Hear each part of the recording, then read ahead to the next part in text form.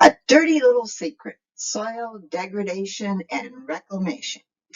I chose this title for a couple of reasons. The first one was because I wanted to impress upon you that soil scientists, I mean real soil scientists, not like me, but people who make their living studying soil, people like this have a sense of humor. For instance, they love a good play on words or a pun, and look at the titles of the three primary references I chose. A world without soil, like a world without love, or for the love of soil, like for the love of the game, or restoring your soil. Well, that doesn't sound very punny until you look inside and see that the preface is called By the Skin of Our Earth. And there was a second reason, and this one, well, a little ashamed of this one because I honestly thought that I was going to be coming here and giving you some new information, something that you didn't know anything about, some big reveal. But it turned out, as I'm doing my studying and my reading and all this stuff, that I think everybody already knows about this except me. And I should have known better because I grew up in farming country in Indiana. We didn't have a commercial farm, just a truck patch. But we grew beans and tomatoes and cucumbers and corn. We had apple trees and pear trees and rabbits and chickens and ducks. That sounds pretty idyllic, right? But I didn't see it that way. I saw it as blessed hard work. I couldn't wait to get off the farm. However, my Mennonite stepmother thought otherwise. She had refrigerator magnets and needle points with expressions such as, and the Lord God took the man and put him into the Garden of Eden to dress it and to keep it. And food security is national security. And no farms, no food. Well, she saw herself as a steward of the land. But I thought, what do you need farms for? You got grocery stores. But then, many years later, I realized she was right. My journey to this realization began when I was walking with a friend around Odell Weeks Park, and I was complaining about my lawn, as usual. And he said, you might want to look at this website, savesoil.org. Well, I trust my friend, so I did. I read some things on there, though, that seemed a little extreme or overstated. But, I thought, well, it's my friend. So I started looking around for other sources of information.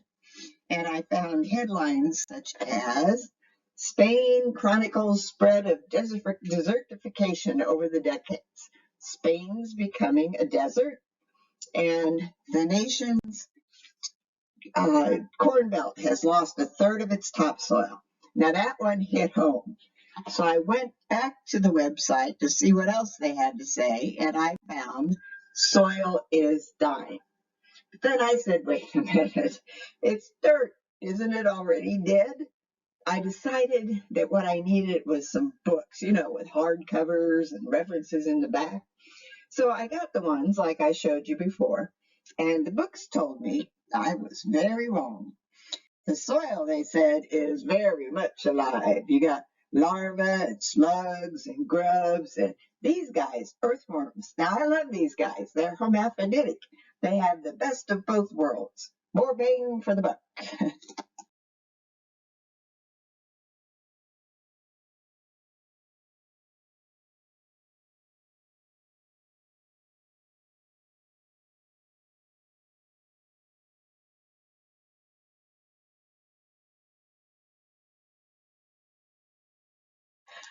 But, they said, there are also these guys, the bacteria, fungi, viruses, nematodes, and other squiggly little microbes in the soil.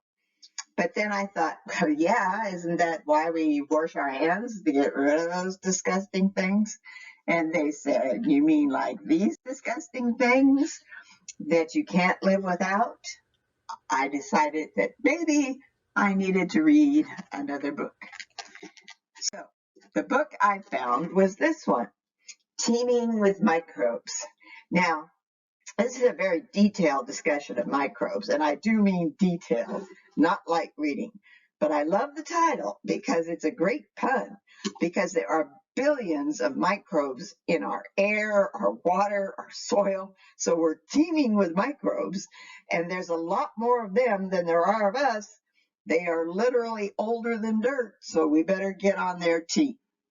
And the book also explained trillions of symbiotic microbial organisms live in and on our bodies. That rivals the national debt. We didn't think anything was that big. And most of these guys, though, live in the gut. But in the back of my head, I'm thinking, don't we take antibiotics to get rid of these guys? Yes, they said, you do. And ironically, you take these guys, probiotics, to put the microbes back in. And these probiotics contain live cultures, that's squiggly little beasts, and they are essential. They break down starches, sugars, and proteins that humans cannot otherwise digest. They synthesize amino acids and vitamins. The problem, they told me, is antibiotics can kill some of the probiotics too. And if the antibiotics kill too many of the good guys, then bad guys can move in, like these guys. Clostridioides difficile. The difficile part is saying Clostridioides, but I've been practicing. This is a bacteria that can show up as a side effect of taking antibiotics. Symptoms include diarrhea, loss of appetite, nausea, and death.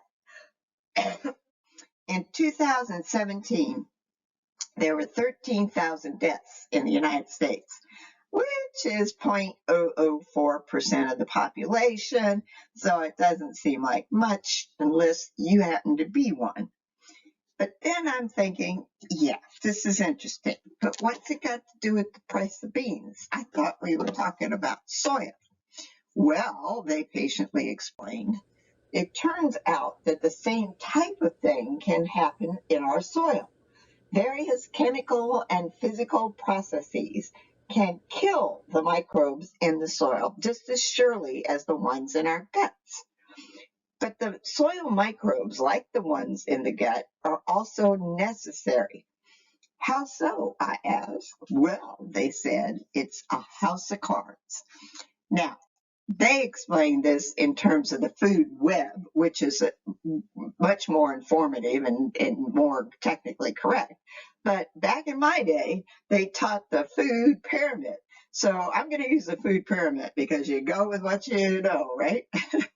And in the food pyramid, they told me that you first have your primary producers, which are the plants, then the primary consumers that eat the plants, and then the secondary consumers and the tertiary consumers, and then us.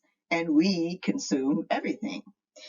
But what they left out was the base of the pyramid, or I wasn't listening, one of the two, but I think they left it out. And the base of the pyramid is the decomposers. These are the larvae, slugs, grubs, earthworms who break down the detritus of dead plant and animal matter into materials that the microbes, in turn, can digest and create forms that the plant can use. So if the microbes go, then there's no food for the plants, and the plants go, which means that the rest of the pyramid goes, and then we go. But don't worry, you'll make great fertilizer, and life will persist. May not be human life, but life will persist. Now, about that time, I'm thinking, wait a minute, this is getting to be a little old. I mean, when we learned that the water was polluted, we got all upset. And when we learned that the air was polluted, we demanded change. But now you're saying that the earth beneath our feet is disappearing, and we're going straight ahead. Hey, how do I know that the soil is dying? Well, they said, you could read those headlines. 75% of the Earth's land areas are degraded. But that's a headline. Anybody can read a headline. Anybody could write a headline. I could write a headline. I could quote a statistic.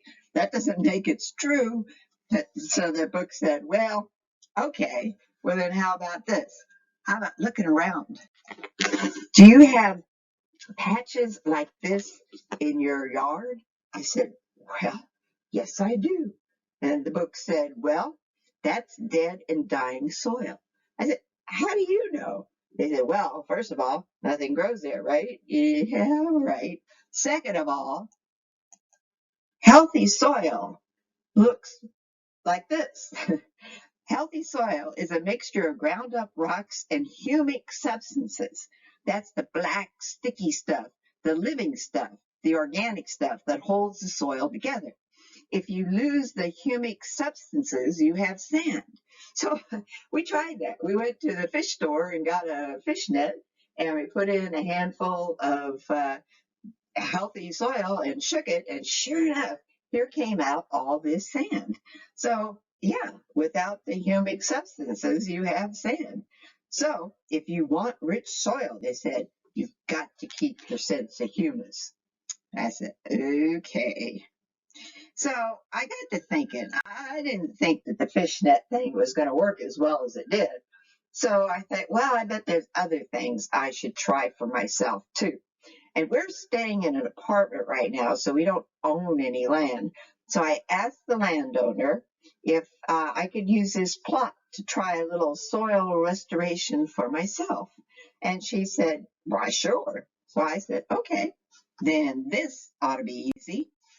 All I have to do is rototill, throw on some fertilizer, spread some grass seed, toss on weed and feed, and call it good, right?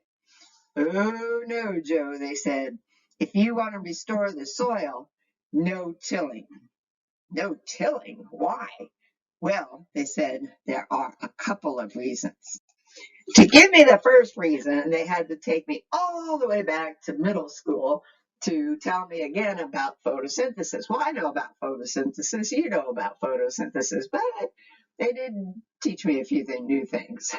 Well, basically in photosynthesis, as you know, carbon dioxide from the air, CO2 from the air, is taken in by the plant, and with water from the roots, the plant makes carbon, hydrogen, oxygen compounds like glucose, sugar, and cellulose.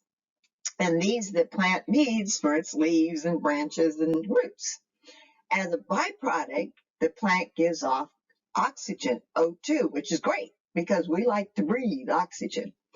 But the part that I wasn't aware of was the other role of the roots. It turns out that when plants use glucose, sugar, to digest as a source of energy, just like humans, there are byproducts, and one of these byproducts is carbon dioxide, and that goes out through the roots into the soil. Other byproducts, which are called exudates, plant poop to be sure, are also given out through the roots, and these exudates can be consumed by the bacteria, and as a result of their metabolism, they also put out carbon dioxide.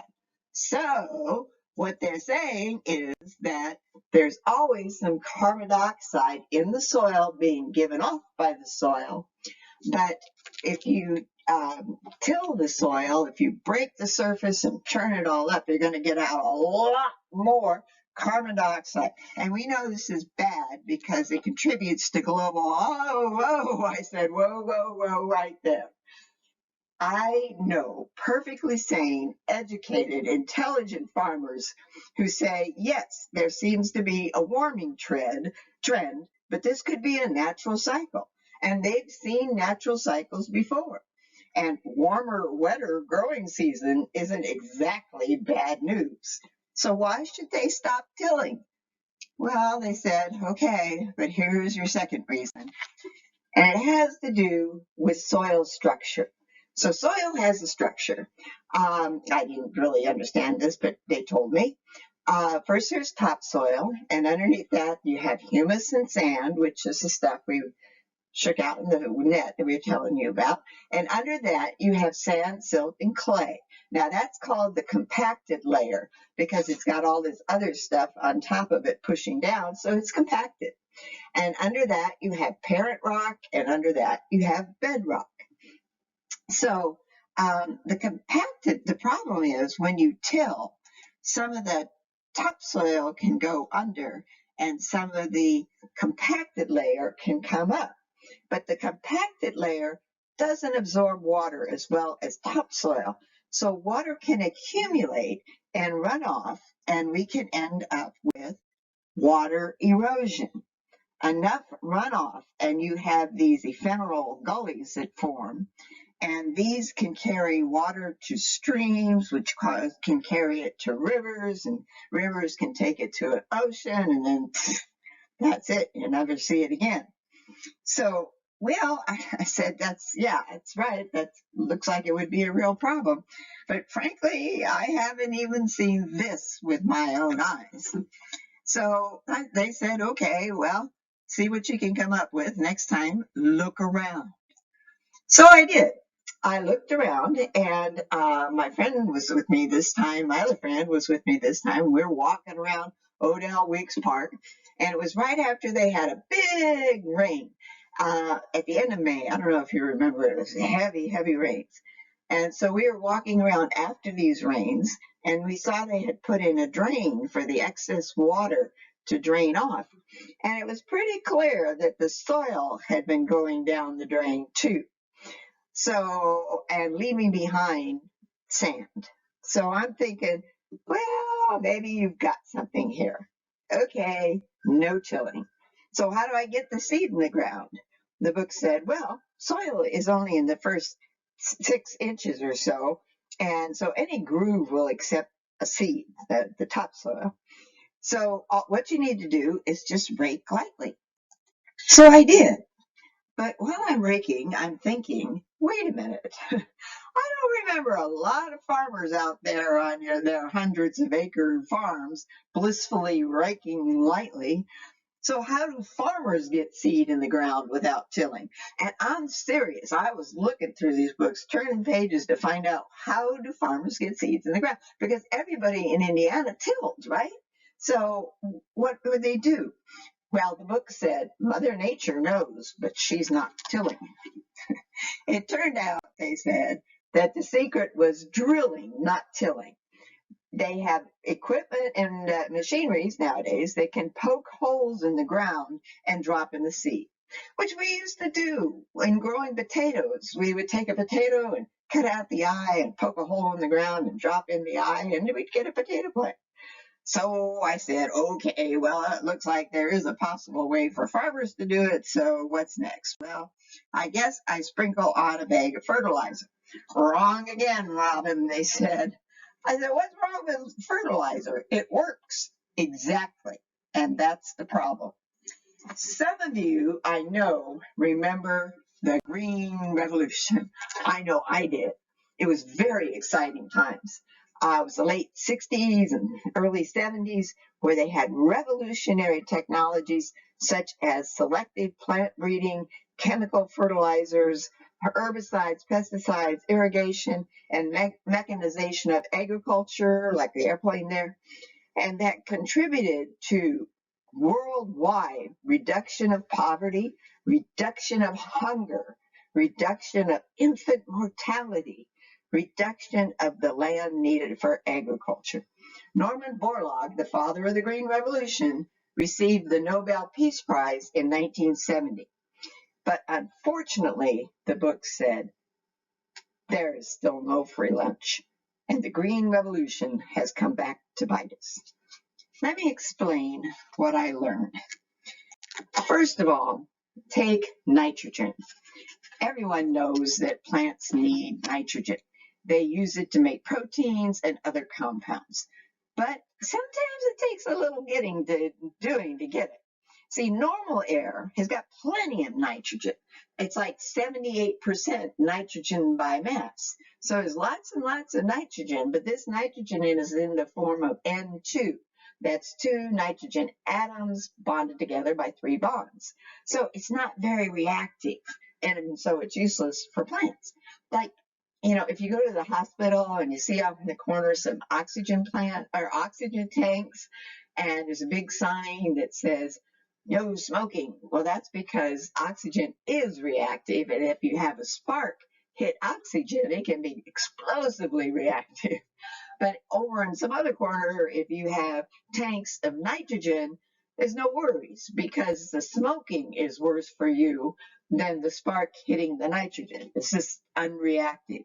So the plants have to do something to get the nitrogen, and luckily there's so much of it, it is pushing down, and there's always some in the soil, and in the soil are some bacteria that can digest the N2, the nitrogen, and they turn it into ammonia.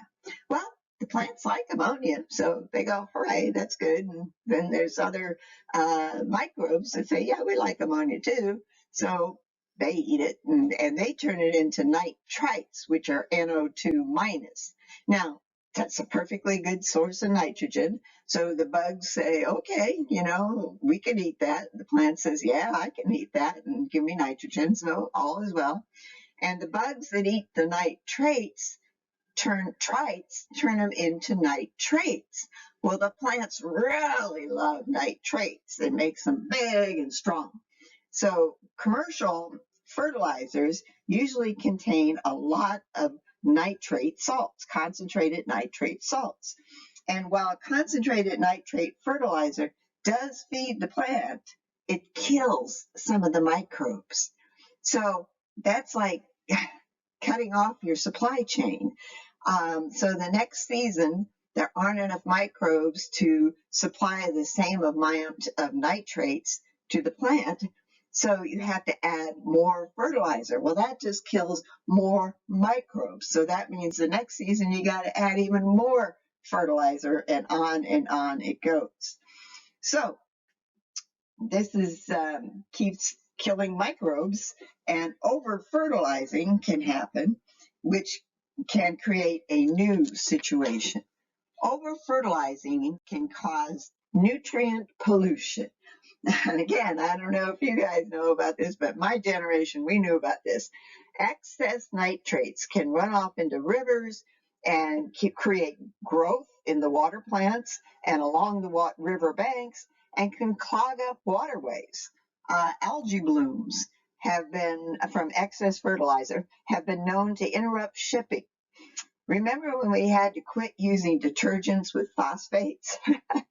That was because plants like phosphates too. And the phosphates and detergents were helping to clog up sewers with the excessive growth that they caused. So nitrates and phosphates are excellent fertilizer, but the books pointed out plants need a lot more than nitrogen and phosphorus. So this is a partial structure of chlorophyll that shows that plants need at least oxygen, carbon, hydrogen, magnesium, sulfur, calcium, iron, boron, all kinds of stuff. A popular type of fertilizer is NPK, which stands for nitrogen, phosphorus, and potassium. Depending on NPK fertilizers for plants, using only NPK fertilizer for plants, the book said, is like you eating beans every day for every meal. First, you'd lose your friends. Second, you get very sick because beans have protein and fiber, but your body needs more than that. When plants don't get enough nutrients, the book said, they suffer something called nutrient depletion. Now, nutrient depletion is like the difference between apples and oranges. Yeah, oranges are orange and apples are red. I know that. But this is the difference between apples and oranges in 1940 versus 1991. If you ate an apple in 1940, it's orange. Oh, it's an orange. If you ate an orange in 1940, you would need 10 oranges to get the same amount of nutrients in 1991. If you ate an apple in 1940, then you would need 26 apples to get the same amount of nutrients as you got in 1991, in 1940. Okay, well, anyway, I can see I also miscounted 5, 25, 26. There you go. Okay, so you need 26 apples in 1991 to give you the same amount of nutrients as you got in 1940. Now, I don't eat meat, but the sources I read said you could eat twice as much meat and still wouldn't have the same amount of minerals as the food in 1940. Well, good night, nurse. How much food can we eat? But then I thought, wait a minute. You said the soil was dying. Don't we have to feed it? What do I use if I can't use my bag of fertilizer? Well, they said, there is compost and manure will do it too. And that was a big duh moment for me. On the farm, we always collected compost. Whatever we couldn't eat or the dog wouldn't eat went on the compost pile. And the neighbor had a horse. And so as a kid, I shoveled a lot of that manure. And most people prefer, however, compost. When I was telling a friend about starting my compost bucket, she said, why don't you just get a composter? See, that's a picture of her composter there. And I said, composter? See, everybody but me, right? And when I told my husband I was talking to my friend about composting, he said, talking trash again, right? Well, just a little, yeah. But then again, what about farmers? It would require a lot of cows and kitchen waste to produce enough fertilizer for hundreds of acres of farms. And the chunks would probably clog up the nozzles in the spreaders. But the book said there is a way to remove these objections. And it is called mob grazing, and I love it. I love mob grazing because it's a great name. And this pamphlet, which is in your references, has this wonderful cover. And I like the cover because it looks like a mob. It looks like an angry mob.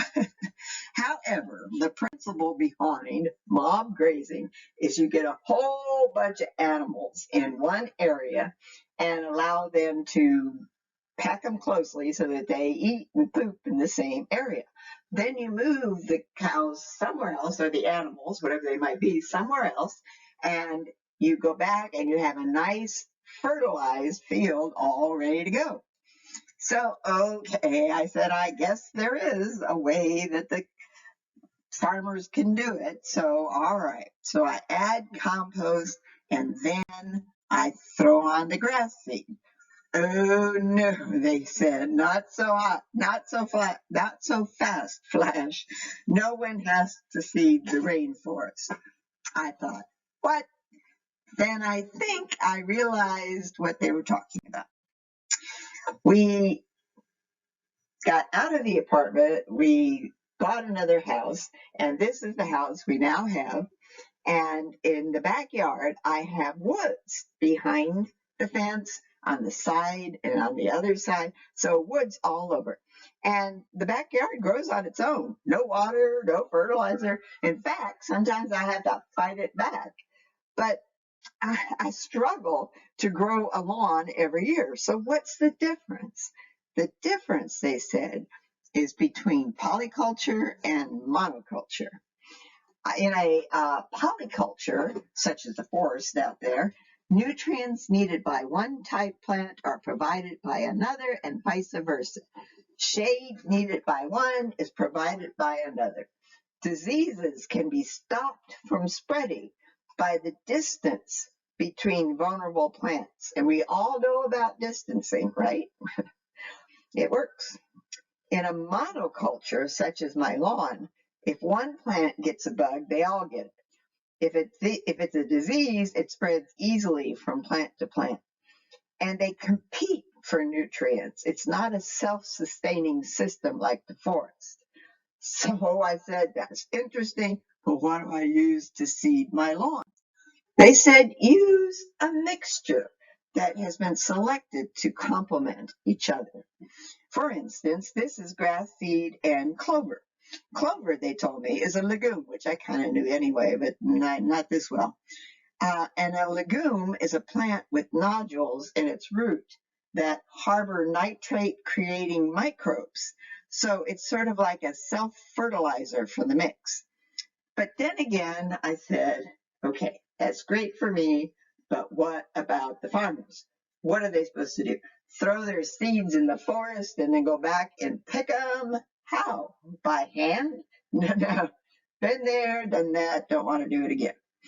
Fortunately, there are some methods that mimic polyculture, like crop rotation. Now, I know about crop rotation because farmers out in Indiana, when I was a kid, used to do it all the time.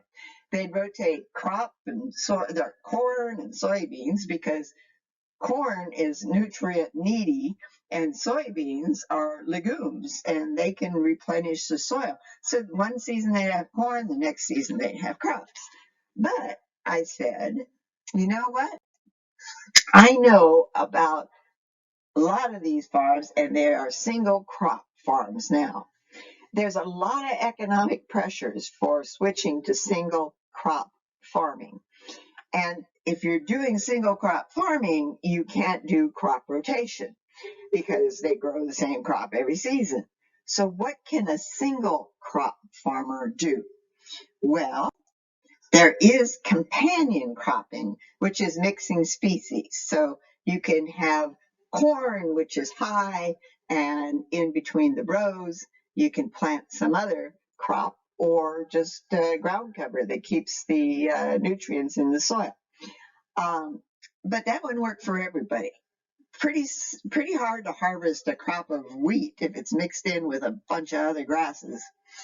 So another solution might be cover cropping. That means after the main harvest, after you've taken your crop and cleared the field, then instead of letting the soil remain exposed, you go ahead and plant a second crop and one that would renew the soil. So then at the end of that crops season, you can clear the field and put your main crop back in again. The second crop could be used with other crops or companion cropping with cover cropping. So you put in a whole bunch of different seeds, and at the end of the season when you need to start over with your main crop, then you clear it off and you can sell it for silage. Okay, I said, all right. So now everything is happily growing together, and all I have to do now is put on the herbicides and the pesticides, right? Not so, Flo, they said. Herbicides and pesticides are pointless. I decided I needed another book. This is the book I got, and I love this book because it's well written and enjoyable, and the biology is clearly explained. Dr. Dyer also is one of our own. Andy Dyer, the author, he's Dr. Dyer, and he's professor of biology over at the Science Building. In this book, Dr. Dyer first reminds us that organisms are designed to evolve. Viruses evolve, we know that one. Plants evolve, insects evolve. In fact, Dr. Dyer explains, they can evolve in response to each other in a process called coevolution. For instance, if a bug is attacked by another bug, it can evolve a defense. And then if it does, the attacking bug can evolve a better attack, a counterattack. So then the insect would have to evolve a counter defense, and the bug evolves a counter attack, defense, attack, offense, attack, and on it goes forever. No winners. But if a bug is attacked by pesticides, then the bug can evolve a defense, but the pesticide is done. That's it. You have to go back to the lab, get the chemist out, figure out something else. So there's no stop. So the bug wins, but the soil loses. The herbicides can kill, or the pesticides can kill microbes just as quickly as fertilizers do. But I'm thinking, hey, I've got to do something about bugs. In South Carolina, we got some doozies. And they said, well, there are some creative solutions, such as bug repelling and bug eating bugs. Now, I know marigolds keep bugs away because my Mennonite stepmother said so. And we did. We planted marigolds all over the truck patch to keep away the bugs. The full list of plants, by the way, is in your handout. Or the books suggested we could encourage bugs that eat other bugs. Ladybugs, they said, eat aphids. Ladybugs eat aphids. Praying mantis eat grasshoppers. Dragonflies eat anything that moves. Certain plants can be used to attract the good bugs, or pheromones can be used to distract the bad bugs. But, I said, what do farmers do? They're supposed to go out with a butterfly net and catch dragonflies to bring back to the farm? What do they do? Well, the book said they can use some of the methods that we just talked about, or they can use pesticides strategically. So instead of spraying routinely, they can just use the needed amount of pesticide when they're needed and tailor the pesticide to this specific bug. And they can know not to spray when it's going to rain because they now have precision weather stations. And the book said, healthy soil can also make for healthy crops. So if you have healthy soil, the plants might be able to withstand the bugs on their own. Fine, I said. Then what about weeds? Well, they said, that's a thorny question. But before I go into their solutions, I'd like to give you my own personal take on weeds. A weed is a plant you just don't like, okay? Pretty flowers like dandelions and clovers can sometimes be considered weeds. But I think it's kind of like our societal perception of beauty. If we killed everyone in this room that didn't conform to our modern standard of beauty, well, then me, no, darn few of us left in this room. But if you want to get rid of weeds, they said, be aware. Herbicides present the same problem as chemical fertilizers and pesticides. Herbicides can kill soil microbes and other things. Remember Agent Orange? That was an herbicide. And weeds can fight back too. They can evolve herbicide-resistant forms, so the chemists need to devise stronger herbicides and the merry-go-round goes round. Well, they said, you can use plants to outwit seeds also. We like mondo grass. We use it and it grows well in South Carolina and it keeps the weeds back. And there is a full list again in the handout. But I'm thinking, again with the pretty flowers, what's the farmer supposed to do? Skip through the cornfields sowing daisies and wild oats? It turns out the best way a farmer can control weeds is to grow a cover crop and then mash down the cover crop when the season is over to make mulch, which can hold back the weeds like pine straw can do, and then drill in the seeds. So, okay, I said, I'll follow all your instructions, and I did, and my experimental grass clover weed patch grew nicely. The dirt around it, not so much. So finally, I decided the books were right. And to celebrate my discovery, I made up these packets of seeds that you can have as a souvenir. AC is going to start them passing around here. And take as many as you want, take some for your friends, doesn't matter. It has information about how to grow, it's clover, grass, and mulch, and it has some websites that you might find helpful. So here I am, I'm on board now, guys. And so all of these practices taken together drilling, not tilling, composted fertilizer, polyculture cropping, alternative methods for pest and weed control are called soil regeneration, and equipment for regenerative farming exists. There's no-till planters, there's mulchers, sprayers, combines, and inter-row clover seeder. I love that. And finger weeders. I'm glad to hear about that one because the fingers that used to do the weeding are these, so let somebody else do it. And all the techniques, all of these together, have now gotten us to a point where we can do these things. So now we're done, right? Problem solved. And all we have to do is tell the farmers how to do it, right? The book said, well, it's not quite that easy.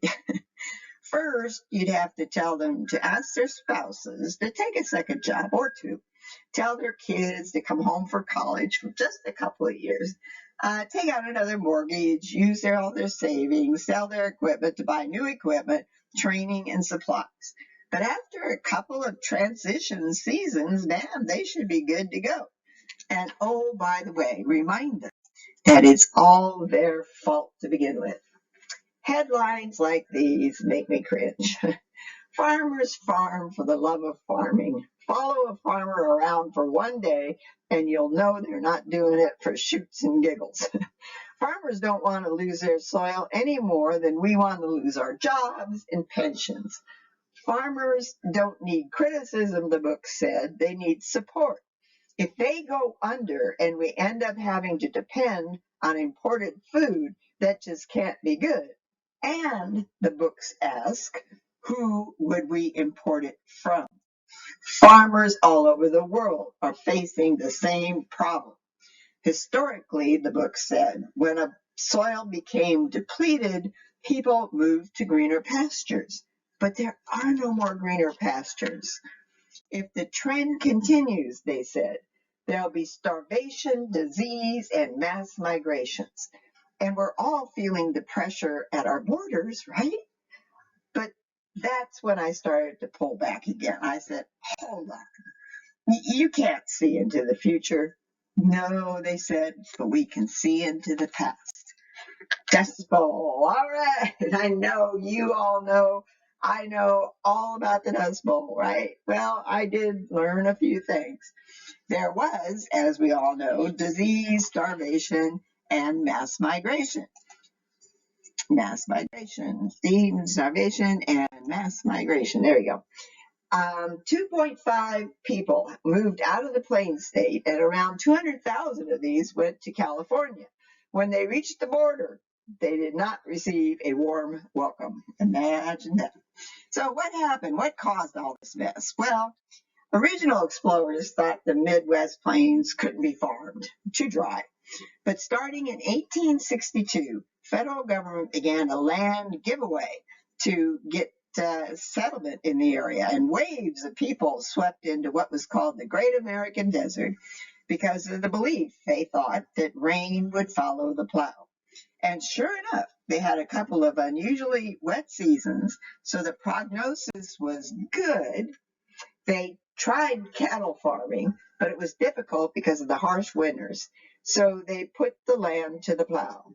They cleared off the prairie grass, which had previously held moisture, and they removed trees that were serving as windbreaks and protecting the soil from wind erosion.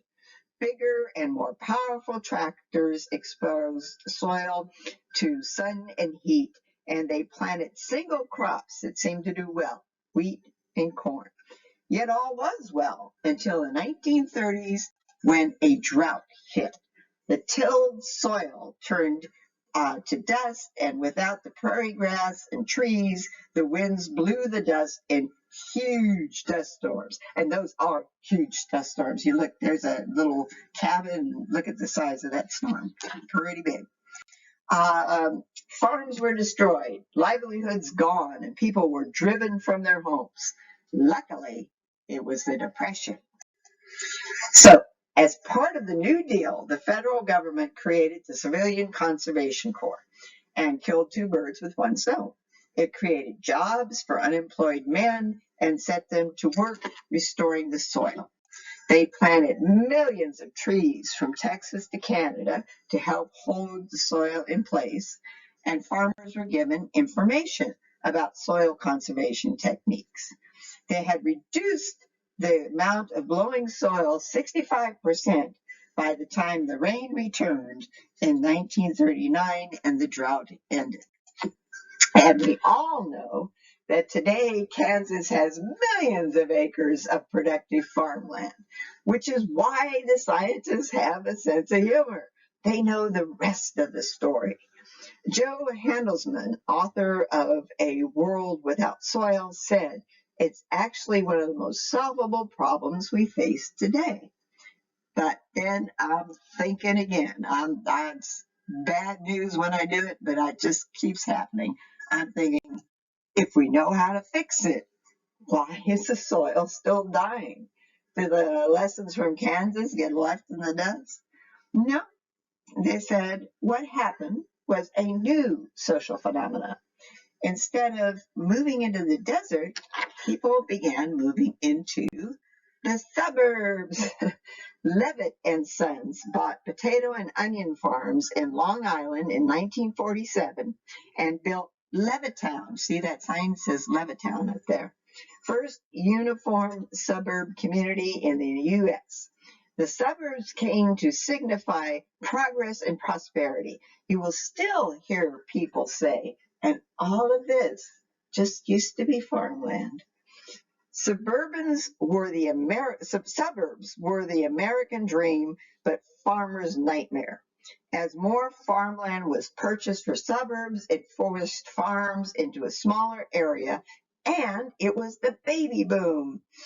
Demand for food went up as the space for growing it went down. Farmers had no time to try new methods. They needed more fertilizer, more tilling, more modified seeds to keep up with the demand. But then I asked myself, and I'm really kind of ashamed of this thought, but I had it, got to own it. I thought, if farmers were so dedicated to their farms, why did they sell out? Well, I found my answer in this book, No Farms, No Food, A History of American Farmland Trust. Well, this is a detailed history of policy, so no light reading, but they address social issues too. They said no matter how much farmers wanted to farm, for many of them, their retirement or savings were tied up in the land. One bad year could tip the balance and they'd be forced to sell. My husband and I were watching Murder, She Wrote. Yeah, we're old fogies. But as part of a plot, a woman got what she thought was a worthless inheritance, which was an apple grove. And then she learns it's worth millions. It had been converted into a shopping mall. So ask somebody, what would they want for an inheritance? Ask your kids. A farm where you have to work from sunrise to sunset, always bordering on bankruptcy, or $1 million. It was specifically to combat the pressure of urban sprawl that the farmer that the American Farmland Trust was founded. And the instigator of this was Peggy Rockefeller. Yes, of the Rockefellers. The Rockefeller family still owns many farms. And according to one family staffer, Peggy could frequently be found delivering calves, driving a tractor, or building fences. She could muck out a barn with the best of them. And I can say, having mucked a few myself, that's no walk in the park. The original purpose of the AFT was to keep farmers on their land by encouraging state and local governments to buy agricultural easements with permanent limitations on development, and also to encourage farmers whenever they could to donate easements themselves and gain the benefit of security and a little lower taxes. So this is still the purpose, the mission of the American Farmland Trust. But in addition, they now have this I got from their website. Their mission is now includes promoting sound farming practices, providing grants to aid with regenerative practices, and keeping small farmers on the land. Well, I don't know about you, but it sounds to me like the farmers are leading the charge. And support for farmers is coming from other quarters, from the American Farm Bureau Federation. And from their website, I got this. We are farm and ranch families working together to build a sustainable future of safe and abundant food. And then from the Future Farmers of America, go FFA! They have regenerative agriculture is a hot topic in agriculture. Regenerative farmers and ranchers aim to improve soil health by tapping into the basic principles of nature. All right, young people, they do stuff. Governments are also supporting the effort. This is what I like to call the everybody but me part of the talk, because it's all about people that know more than I do. For instance, Australia is doing wonderful things, as you can see from this before and after. Australia's 2021 National Soil Strategy includes policy on renewing soil health and disseminating information on soil stewardship. And us, the U.S., the USDA. Now, this website has lots and lots of information, but I like this article specifically because it's a pun. Banking on soil health. Well, this means that you bank the soil to prevent erosion. You make piles and bank it. And in this article, they talk about case studies that show implementing soil practices increased average yields and increased return on investment. So that's money in the bank. And this story, New York City, I love this. Okay, in New York City, when they built a new building, they used to dig the foundation, then they'd take the dirt and they'd put it on the trucks, and the trucks would take it to the barges, and the barges would take it out in the middle of the ocean and then drop it, But they don't do that anymore. Now they save the soil. They're keeping banks of soil so that farmers, like their New York State has got lots and lots of farms, can use the soil if they need it, or just green areas can find clean soil that they can use. And organizations are supporting the effort.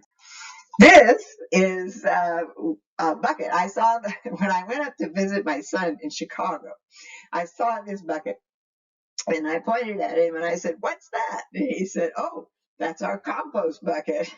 See, everyone but me. They collect kitchen waste in Chicago to make compost for local green areas, which is truly cool. And this story, Shima Harris.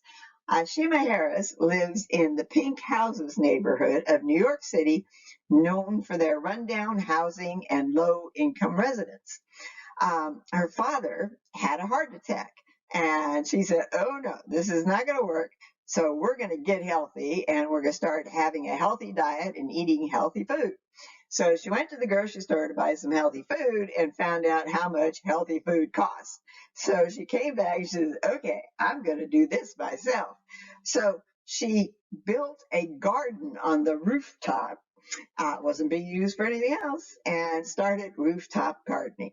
Now she heads an organization called Pink Houses Community Farm, and in 2018 they distributed food to over 900 residents, and in return the residents provided kitchen waste to produce compost to nourish the soil.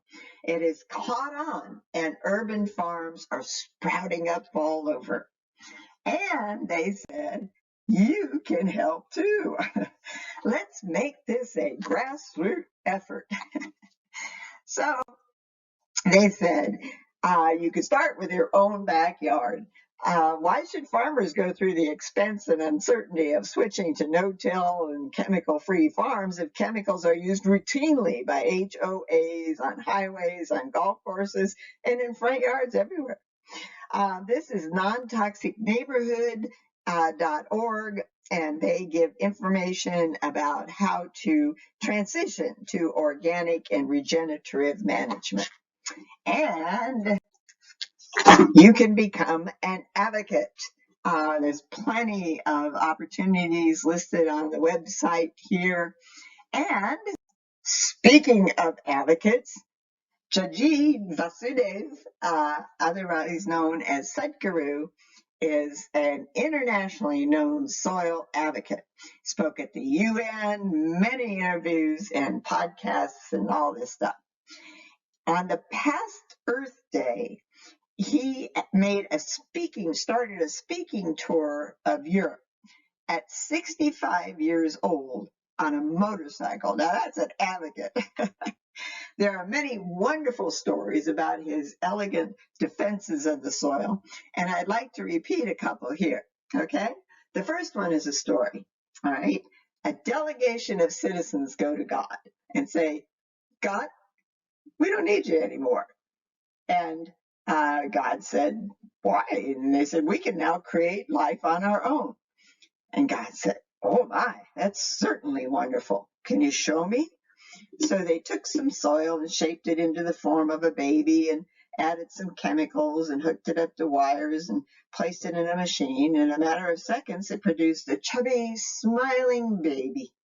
So, you see, we don't need you anymore. God said, I see. But where did you get the soil? Sadhguru said, we come from the soil, and to the soil we return. So after all my reading and studying and questioning, I finally realized two things. First, the soil is dying, and if we don't do something, everyone will suffer, and our children will suffer, and they'll suffer more. For the second thing, I'd like to let Sadhguru speak for me. He tells a story that goes something like this. A rabbi, a priest, and a minister, and an imam, and a shaman, and a guru go fishing together, but they go in separate boats.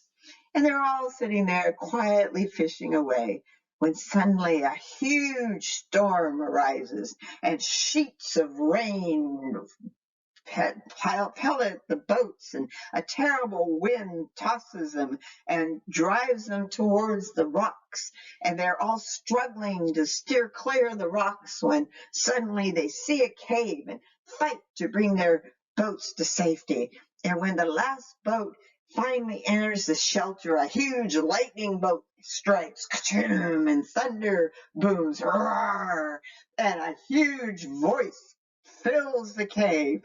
It is I, the God of gods, the creator of the universe, kneel before me. So they all fall to their knees and go, oh, God of God, Lord of lords, we have sought you all our lives.